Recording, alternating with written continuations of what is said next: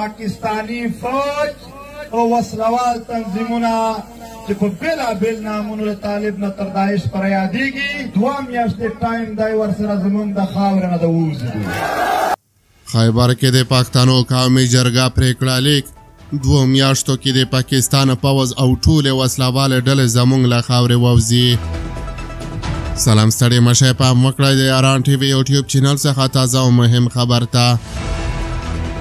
د پښتنو قومي جرګې له اوږدو بحثونو او خبرو اترو وروسته پرېکړه لیک اعلان کړی دی. دغه پرېکړه لیک چې د پښتون ژغورنې غورځنګ د مشر منظور احمد پښتین لخوا ولوستل شو پکې ګڼې غوښتنې شوې دي. منظور احمد پښتین وویل چې جرګې پرېکړه کړې ده چې په 2 میاشتو کې به د پاکستان پوځ طالبانو او داعش په ګډون ټولې وسلوالې ډلې زموږ له خاورې ووځي. نوموړي وویل که چیرې امن خرابونکي قوتونه ونه وتل بیا به جرګه خپل بندوبست کوي چې څنګه له دغې خاورې او وطنه موږ هر هغه قوت ایستلی شو چې په دې خاوره کې جنګ جوړوي. په دغه جرګه کې د پښتون ژغورنې غورځنګ غړو د بېلابېلو سیاسي ګوندونو مشرانو قومي مخابرو مدني فعالانو ترڅنګ په لوی شمېر کسانو ګډون کړی و.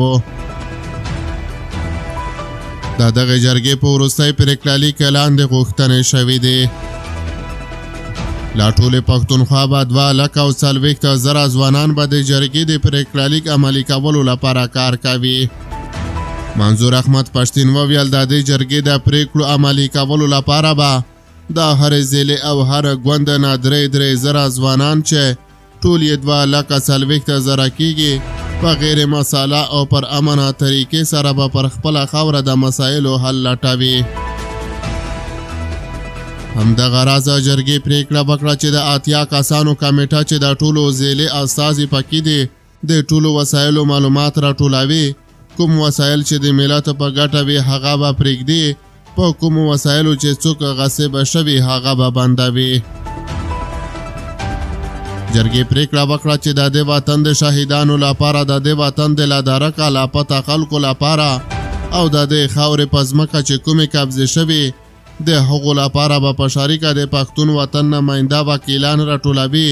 په نړیوالو محکمو او همدلته په عدالتونو کې به په ګډه د جرګې وکالت کوي. پر ډیورنډ کرښه له پاسپورټ او ویزې پرته تګ راتګ. منظور احمد پښتین وویل چې جرګې پرېکړه وکړه چې پر ډیورنډ کرښه څومره هم د تګ راتګ او تجارت دروازې دي له 1983 نیولې تر 2010 کال پورې په کومو قوانینو چې پښتنو افغانانو تګ راتګ اجازه درلوده له پاسپورټ او ویزې پرته به هغه بیا بحال کیږي. منظور احمد پښتین زیاته کړه که چیرې دا پرېکړې عملي نشي پر ډیورنډ کرښه د کسټم یا پیسو ټولولو دفترونو مخې ته جرګې پارلت کوي او هغه به بندوي. همدغه راز جرګې پرېکړه وکړه چې د پښتنو ترمنځ د قبایلي شخړو او قومي اختلافاتو د حل لپاره به یوه ځانګړې جرګه جوړیږي. منظور احمد پښتین وویل چې دا جرګه به ټولو ضلعو ته ځي په ځانګړي ډول کورمې ته او هلته به د جنګ بندۍ پرېکړه کوي. بې ځایه شویو کورنیو بیرته ځای پر ځای کابل او د بندیانو خوشي کېدل.